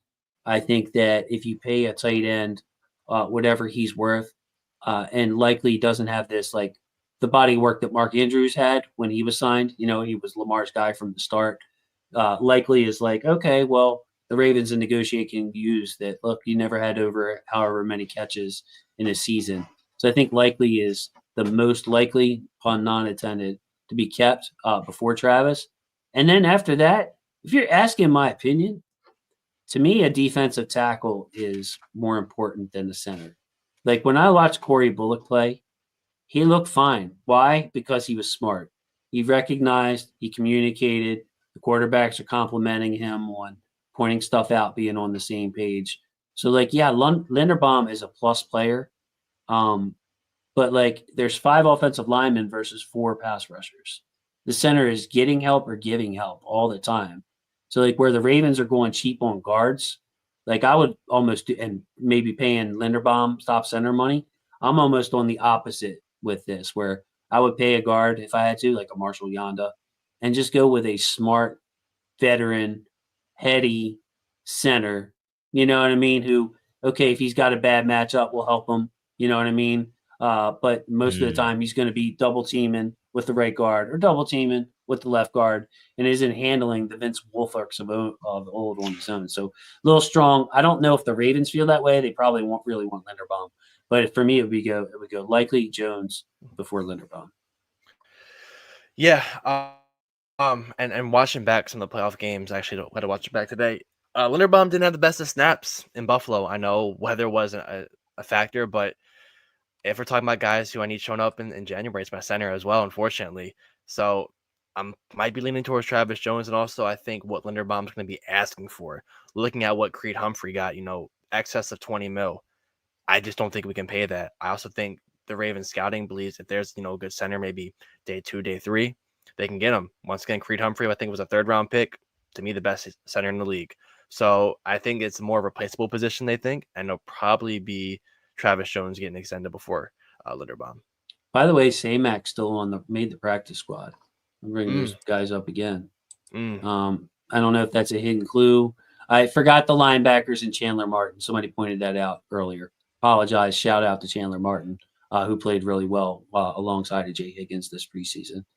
But yeah, man, there's a lot of free agents pending this year. We're not even talking about the D Hops and the Jair Alexanders and the Ardarius Washingtons, who are going to be free agents too. So, this feels like the year, bro. This feels like the time is now. The time was yesterday, but the time is definitely now. Yeah, I mean, for sure. And I've talked about this multiple times on our channel. Like, I think that there needs to be sort of like a culture shift. And I know that might sound a little bit cliche, but I think that right now, going throughout a 7-game season and going into the playoffs, I don't feel as though there's any like fire. I heard Sarah talking about this before we came on. She said that 2020 team was forged in fire. You know what I mean? Having kind of like those alphas in the locker room, those guys who are going to be able to step up and in the face of adversity, not flinch. You know what I mean? And here's what I want to say about just really quick about the Kyle Hamilton deal. Kyle Hamilton has gone from, just kind of being a guy, not in the sense of his skill, but in the sense of like the value that he brings the team, to now being one of the highest paid players on the team. So I'm expecting a little bit more. Kyle Hamilton is a lot like Lamar Jackson, insanely talented, not very vocal, right? I feel like those are some of the things that need to change. Lamar Jackson even said himself, I need to be more vocal. He said that in multiple interviews this offseason. I think Kyle Hamilton needs to be another one of those veterans who steps up. Mark Andrews is a guy who I personally thought was one of those guys, but he kind of lost that title for me after not showing up at the podium, dropping that ball against the Bills, just being honest with you. But he is still a vet as well. But basically what I'm saying is, yes, Jason, that this is the year, but we need our vets to really rally the troops when it matters most, because nobody's doubting that the Ravens have one of the best rosters in football. On paper, the Ravens are the best in the business, but I say it all the time, football's not played on paper, it's played on the field. And I fully expect the Ravens to be really regular and make it to the postseason. But when that adversity comes in the postseason, will they flinch? Right? That's my biggest question. That's my biggest concern, because monkey on the back only gets bigger and bigger and bigger the more times that you kind of bump and hit your head. You know what I mean? And so it's only going to get tougher. It's not going to get any easier. But I think that this could be the year that they just make a concerted effort to get it all done. But somebody's got to step up and be a leader. Appreciate you guys. Look, we ran a little long tonight, but I appreciate Simply, Sutton, Sarah, the S squad joining me tonight. Just realized that. Thank you to everybody out there, the super chat. Of course, you can find Simply and Sutton on the Purple Rain podcast, but Mondays and Thursdays still. And then Sutton, I see you doing some overtime over there. Is that correct? Yes, sir. Yes, sir. The NFL season is ramping up, so just trying to put out as much content as possible. And it's pretty much every day now, and having a lot of fun with it. So yeah, it's been great. So make sure you follow those guys. And just a programming note, when we come back next Wednesday here on the show, we will be previewing this Bills game, really start digging into some matchups. Tonight was more of a fun night. And talking about the Kyle news and talking about the UDFAs. If you missed Sarah, you can certainly rewind and catch the conversation with her. I'm sure you guys love her as much as I do. But I wanted to thank Simply and Sarah and Sutton. Thank my football family. I apologize I wasn't doing great at the chat tonight, but I will be back next week, back in the flow, and really picking up your comments. So that's my bad on that. I didn't have much help tonight with that. I was just kind of enjoying my friends. So, but I love, thank you for all the members in here, the memberships. And if somebody can help Mr. James get his membership straightened out, I've tried to get back with him a couple of times. I don't know if anybody out there knows B. James, but he's trying to get a membership and doesn't know how. So if you can help that guy out, I would really appreciate it. I love Mr. James, and he hasn't been able to catch the shows live, so I can't be talking to him. Every video he's posting, I missed the video. So if you're watching this, Mr. James, there should be a button that says join right next to Huddle It Up Films on the video. And if you hit the join button, you can take it from there and have a membership, and you'll have that little thing by your name. And I make special posts to the members and get some requests. So with that, I want to say thank you to my football family. Love my football family. Thanks to everybody in the chat. I'll be seeing you, Chris, Jang, everybody, Dario, Taurus, Percy back in, J-Dub. Great seeing y'all. And we'll catch you next week with a more regular show, which I promise I will be more on my game. With that, Simply, what last thoughts, man? Nothing really much to say for this team. I know what the goal is, and I hate to say Super Bowl or bust. That's kind of where I'm at. So for me, season doesn't start next week. It starts in January, but got to get through there. Got to stay healthy. Got to play smart, and just want to see the best team in the league be the Ravens, and finish the story. I'm optimistic. I'm more optimistic than Sutton. Sutton, give me something positive here for your close. Positive. Okay. How about this? I'll keep it real simple. Mike Green, 10 sacks. Period. There you go. He's going to be that guy on third down. He's going to be the guy on third down by the end of the year. Exactly. He's going to come in real fresh, especially second half. And he's going to be tearing tackles up, getting the quarterbacks. I think he gets one against Josh Allen week 1, third quarter. I'm calling it right now. There we go. Bold prediction time from Sut. Hey, love you guys so much. And I'll be on your channel anytime you need me, brothers. And you know it. With that, thank you to my football family. Love my football family. I'll catch y'all next week at 9 o'clock, and we'll have some Ravens Wired maybe coming off at 8 o'clock, and we'll go on after that. So love y'all. We'll talk to you later. Say good night to the people, fellas. Good night. Peace. Good night, peoples.